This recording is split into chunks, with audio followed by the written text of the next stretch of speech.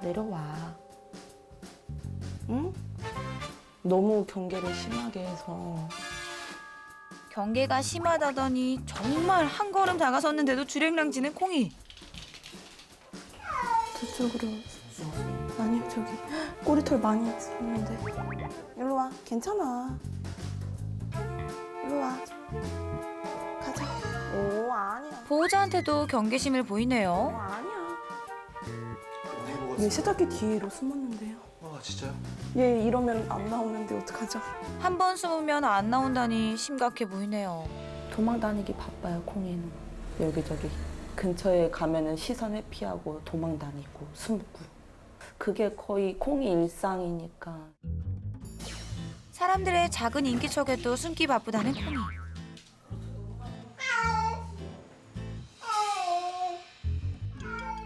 콩아, 괜찮아. 괜찮아, 괜찮아. 뭘 안 해도 이렇게 네. 아니, 괜찮아. 뱀이 부르던 무서 그런가? 우리 안으로 좀 숨자. 언제부터 경계심을 보이기 시작했죠? 아는 지인이 일하는 가게에서 하수구에 빠져 있다고 해가지고 그러면은 구조해 오라고 해서 제가 이제 키우게 됐거든요. 데리고 온 순간부터 이제 경계심도 심하고 온 날부터도 하악질하고. 절체절명의 순간에 구출된 콩이. 가족이 된 지 2년째지만 경계심은 여전하다고 합니다. 커가면서 더 심해지더라고요. 아예 네 근처도 못 가요. 꿈도 못 꾸고 있죠. 도무지 곁을 주지 않는 콩이 때문에 일상에서도 어려움이 이만저만이 아니라고 하는데요. 모두가 좋아하는 식사 시간. 보호자가 밥그릇을 내려놓자마자 기다렸다는 듯 남다른 먹성을 자랑하는 녀석들. 하날 음미할 거야. 그런데 다른 고양이들과는 달리 홀로 창가 위를 지키고 있는 콩이 미동조차 없는데요. 종일 굶은 콩이가 걱정돼 보호자가 직접 나서봅니다. 콩아, 내려와. 이제 맘만 먹어. 너 밥 먹어야 돼. 맘마. 다른 고양이들처럼 잘 먹어주면 좋으련만 잘 먹지 않는 녀석이 걱정입니다. 그런데 모두가 잠든 한밤중 아무도 없는 걸 확인한 녀석은 그제야 허기진 배를 채우기 시작하는데요. 대체 왜 이러는 걸까요? 콩이가 밥을 못 먹으니까 불 끄고 이제 자는 척을 하거나 그러면 이제 이렇게 눈치 보다가 그때 와서 이제 밥 먹어. 정말 심각해요. 기본적인 케어도 할 수가 없어요. 목욕은 기본으로 못 하고 있고. 2년 동안 목욕도 한번 제대로 시켜본 적이 없다는데요. 안돼 안돼 안돼 어떻게 안돼 안돼 안돼. 와 어떻게. 그래서 아예 손을 지금 2년째 못 만지고 있어요. 보살핌의 손길마저 거부하는 콩이. 그러다 보니 꼭 필요한 도움마저 힘들어진 상황이라는데요. 병원 데리고 가야 돼요. 하수구에 있다 보니까 이제 심장사상 중에 감염돼 있다고 반응이 나왔더라고요. 심장사상충까지요? 그래서 약 처방 받고 주사 맞히고 그렇게 이제 꾸준히 좀 했었죠. 열악한 하수구에서 구출된 이후 꾸준한 관리가 필요하지만 그마저도 쉽지 않아 큰 걱정입니다. 한 번만 가자. 그게 아니야. 이거 어떡하지? 자, 거긴 못 나가. 오늘도 어렵게 시도해보지만 역시나 강하게 거부하는 콩이.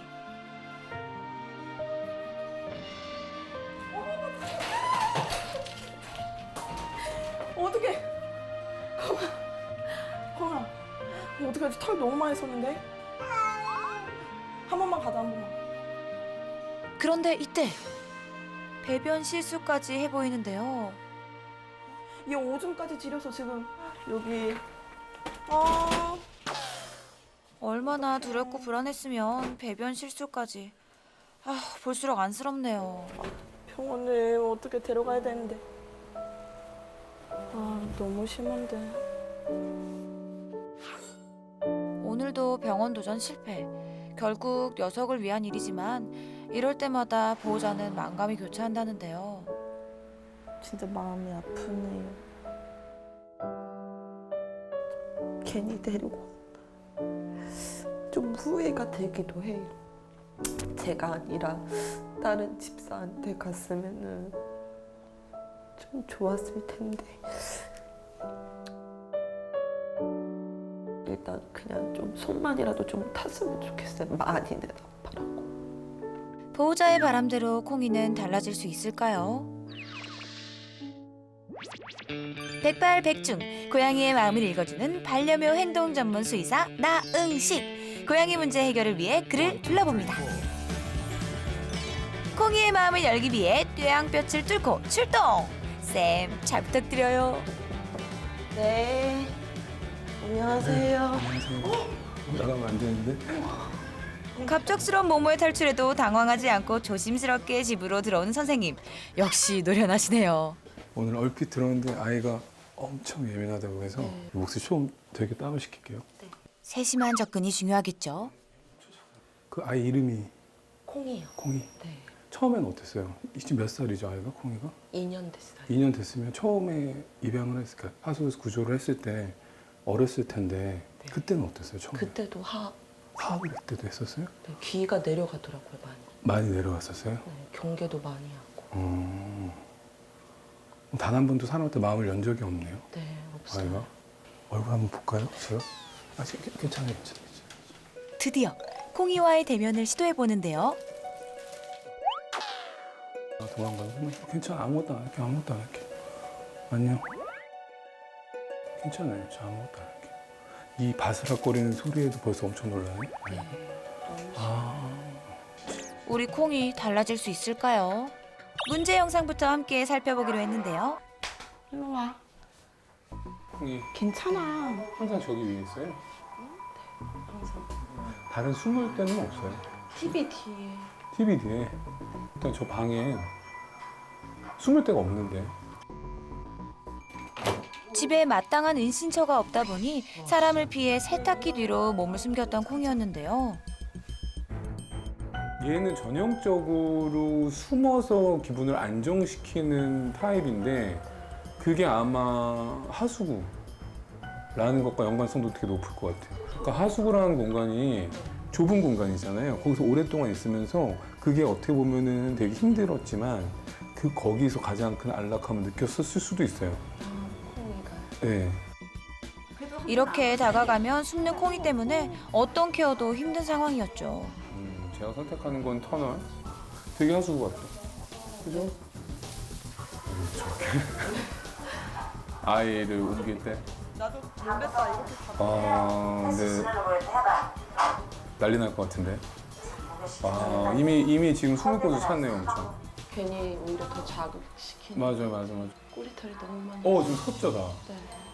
꼬리털까지 바짝 세우며 극도의 긴장감을 보였던 콩이. 저런 미쳐서 날뛸 가능성이 매우 높은데. 들어가시죠. 안돼. 저 소리를 안 지를 수가 없죠. 보자면 너무 놀라셨기 때문에. 근데 또 소리가 더 큰 자극이 또 되니까.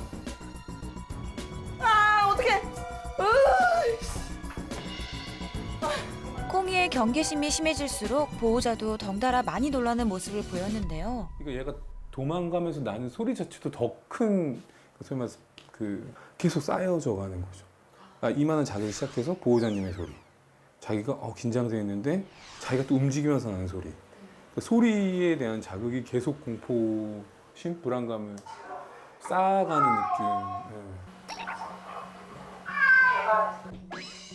무엇보다 가장 큰 문제였던 건 병원조차 갈 수 없다는 점이었죠. 담요를 쓰는 건 좋은 방법이기는 하거든요. 근데 담요를 할 때는 항상 이렇게 앞으로 이렇게 시야를 가려주면서 접근을 하시는 게 좀 좋아요. 시야를 가리는 것부터 시작하는 거예요. 고양이한테 뒤로 가면 자기는 이제 앞으로 도망가면 돼요. 담요를 잘못 사용해왔던 보호자. 그래서 더욱 어려웠던 거네요. 이렇게 실랑이 하는 와중 콩이는 배변 실수까지 보였는데요. 그쵸. 소변까지 쌌고. 여기. 저게 정말 공포성 되는. 아이들이 보통 귀나 수염으로 표현하는 것들이 두려움과 공격성이거든요. 지금 콩이가 보이는 저 표정은 귀가 완전히 뒤로 가서 정말로 고양이 딱 봤을 때 귀가 없는 것처럼 보이는 얼굴, 원형의 얼굴이기 때문에 이 경우에는 제일 심한 두려움의 표정이거든요. 결국 참았던 눈물을 보이고 마는 보호자. 좀 진정하고 가실까요? 너무 우셔서.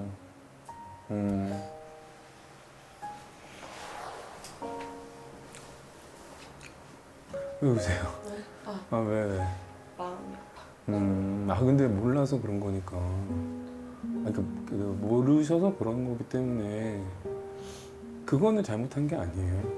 저는 이렇게 신청해서 용기 내서 이렇게 촬영을 한다는 것만으로도 큰 아이들을 위해서 크게 노력하는 거라고 저는 생각합니다. 진짜 진심이에요. 네. 울지 마세요. 네. 애들이 이렇게 이쁜데, 그지? 그럼요. 다들 예쁘게 자라준걸요.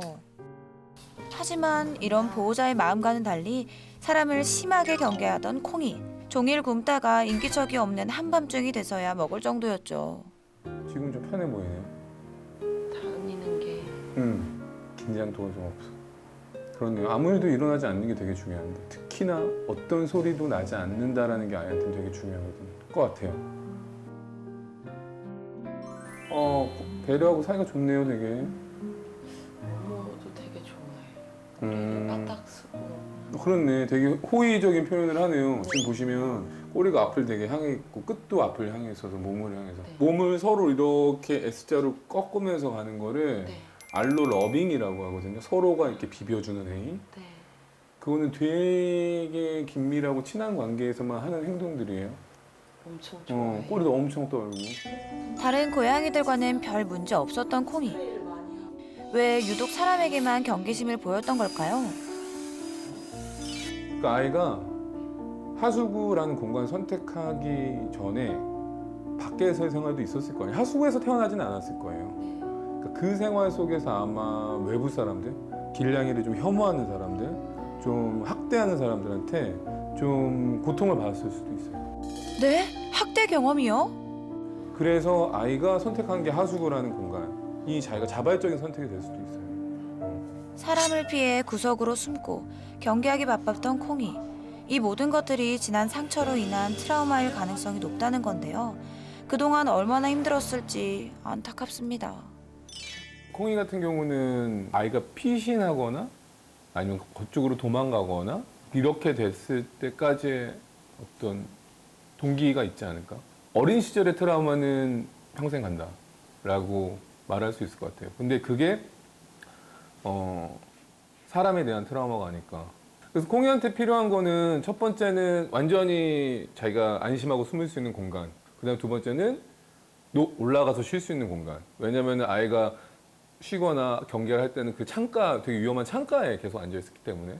세 번째는 보호자님의 노력이 필요하죠.